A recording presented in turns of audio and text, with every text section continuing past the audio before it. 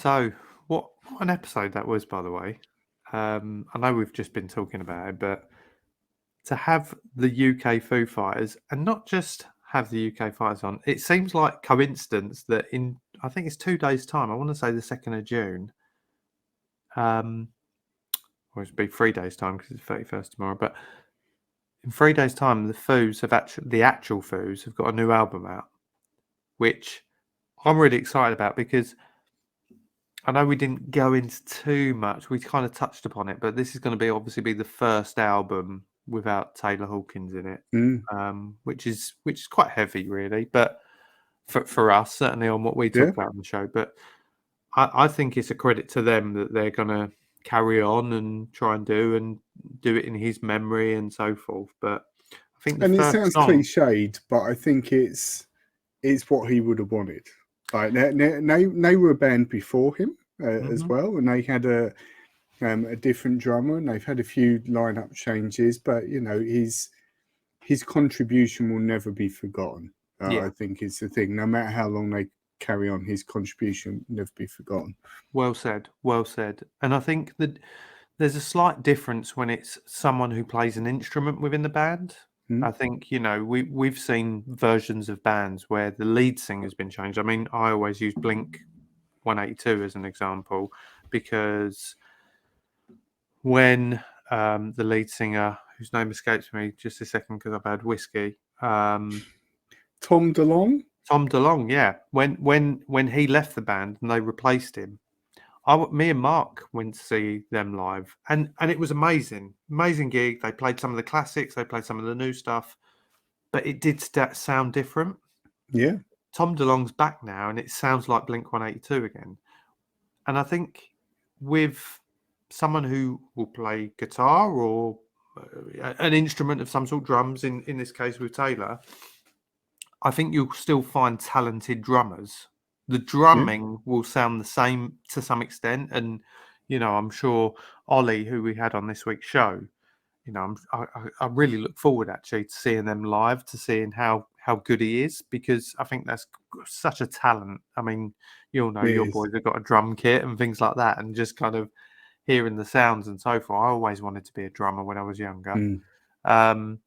Me too. I had drum lessons for a very short period of time. Same. And it's a fascinating thing. I never, and this is going to sound really stupid, but when I listened to rock bands, I was always into the guitars more than anything. Like that was the thing for me.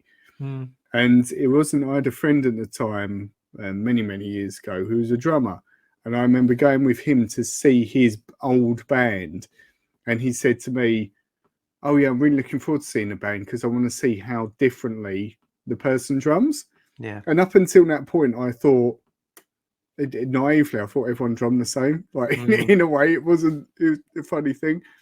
But people can do the same song but play it in a different way on the drums as such. Well, and funnily enough, I think Dave Grohl was the first person. I remember having lessons, and you were always taught to cross your hands, weren't you? And you that's how you play the drums, right? Yeah. I remember Dave Grohl when he was playing for Queens of the Stone Age. No one knows. The video still blows my mind today. And if you watch him, he's like that. Bah, bah, bah, bah, bah, bah, bah, and it's arms open. He's like Animal. Honestly, it's one of it is. It's one of the when best. You see him on some of the Nirvana songs like Breed. If you Google Breed on YouTube and see him like that. Sort of head down thing. It's unique. But no one knows by Queens of the Stone Age just shows Dave Grohl as a drummer. Yeah. How intricate that drum pattern is just mind blowing. It's one of my favorite songs of all time. Yeah. One of my favorite songs. But point being, I think going back to the case in point with Nirvana, I think sorry, Foo Fighters. Yeah. I think getting back to, I think this album's going to be quite heavy, with emotion, which is fine. For what they've been through. There's lots of them to get out and process. Yeah. I think the first song, I want to say, one of the songs they've released has actually got Dave Grohl's daughter singing on it as well, which is Amazing. She's incredible. done gigs with them, I think. I'm sure Yeah, I've yeah. seen her do bits. So I'm really intrigued to see what the album's like. As I say, in a couple of days, it's exciting. There's new music. I mean, I posted last week. I think Blur have got a new album coming out after I was however going to many say years. that. That's exactly what I was going to say. Is that they released a new song? I can't remember what it's called. It's the Narcissist, I think. Yeah, It's called. it is. Yeah.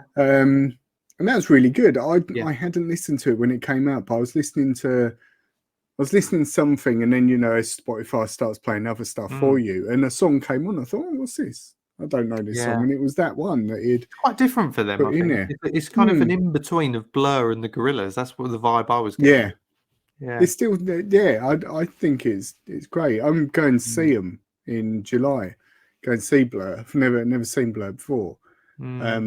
So I'm quite looking forward to that. I've always been a fan, sort of from afar, as such is the best way I can describe it. Were you more Blur or Oasis? Because they were obviously the rival bands from kind of yonder year. Yeah, probably leans more towards Oasis, if I'm honest. But appreciated Blur. Appreciated Blur because at the time when I was going to like Indian rock clubs was when the Parklife album came out. So you couldn't escape from it. So it was just there, sort of all the time. So you just learned to love those songs always. But I think Oasis for me were a little bit cooler.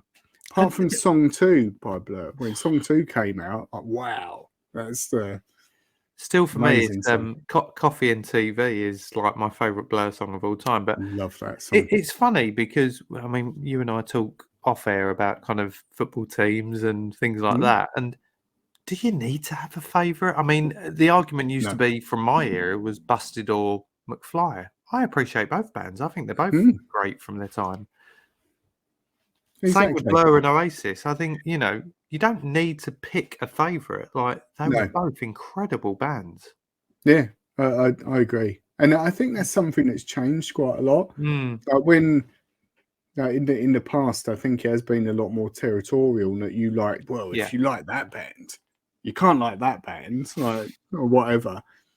But now, I think because the music's so available, who cares? Like, if you like that music, if you know, my guilty pleasures, like Reach by S Club 7. Love Reach by S Club 7. It's a tune, and don't. Are they just called S Club now? Oh, and there's about 2 of them left, isn't there? Because one of the guys died, didn't he? One died, yeah, and then some of them are buggered off or whatever. But but it's fine. But I like that. But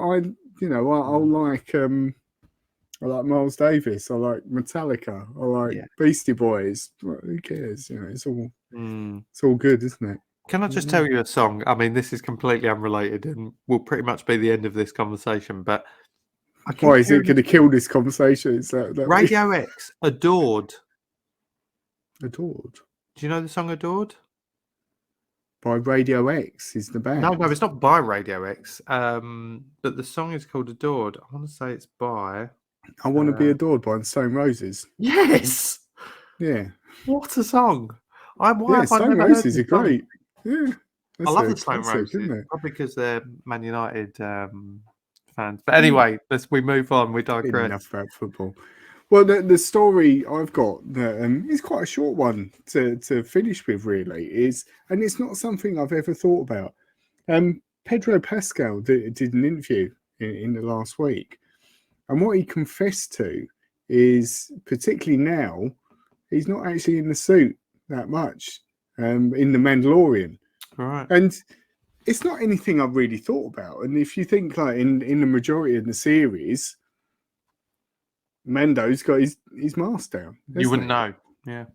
It's his voice, like Pedro Pascal's voice coming out and so on. But it seems that first season or so, it was more or less sort of him walking around and playing the part. But since his popularity has grown and he's got a lot more work going on, there's 2 or 3 people that are actually in that suit, and he doesn't even have to be there for a lot of the filming. Yeah. And he just does the voiceover. I can't remember how he words it. He says, I'm not in the suit at all anymore. No, Pascal doesn't say I'm not in the suit at all anymore. The implications of it in the phrase is, but now we've figured it out. It gave me the opportunity to able to go and do something else. So it's like, All we imagine would have that, like, needed to do was the voice bits. yeah, that's it. So I guess they do all the scenes, and then he comes in and just does the talking while he's off earning millions doing something else. There you go. What are your instant thoughts on that? As a Star Wars fan, what are your thoughts? Well, I get the thing is, part of me is like, well, that's a bit of a rip off, but then part of me is sort of, I feel a bit silly and think, well, yeah, of course not. Why would he need to be in the suit all the time? Do you know what I mean? It's like, the guy who voices Yoda isn't in a Yoda suit all the time. No, exactly. Well, he's CGI now, isn't he? But Go over there, you will. Darth Vader is a good example. Is the guy who played Darth Vader wasn't the guy who voiced Darth Vader. Two different people. That was James Earl Jones, who voiced Darth Vader. So remember the James part. That's it. I don't know why. So yeah, it's obvious, really, isn't it? Well, it is, but there's part of me that thinks you're missing kind of you're only what 20% then of the character. It's like outsourcing, isn't it? Like, I'm just going to do that. I'll do that job, but you do the heavy lifting. John's gonna be here Monday to Friday in that suit. Don't want none of that. Just give me a call when you need some voice. But because there was in the first series where he took the mask off. Now I'm trying to think back because I can't remember that far back, and I've had a few whiskies. But when I say a few, I mean one. But point being, bottle. He took the mask off at one point because that was like the sacred Mandalorian thing where you don't take the mask off. Was that Pedro Pascal or was that someone else's head? No, it was Pedro Pascal and not just a stand-in. But I think I've got the article in front of me. I don't think it says in this article, but also another article I read about exactly the same thing. It gave an example, and I think what's he called? Robert Downey Jr. also has been quoted saying very similar, apparently, that if you just see the suit, it's probably CGI and I've got nothing to do with it. But if you see, if you can see my face, then that's me. It is I think the rough sort of quote he gave. So he was in a similar situation. What's the point of being present if they can, Iron Man's flying about and doing what he's doing or whatever? It's a suit. You don't need me to. But on the flip side, I've seen clips of when Mark Ruffalo plays the Hulk. He's got one of them big old things on where it's like all the dots on his head, so it's all CGI. Motion capture stuff. Yeah. But it's picking up him. Yeah. So it's interesting that for some it's okay, for others it's not. Well, it gives us the idea, though, doesn't it? And maybe, do we really need to do this podcast? Can we not just, get someone to do it for us?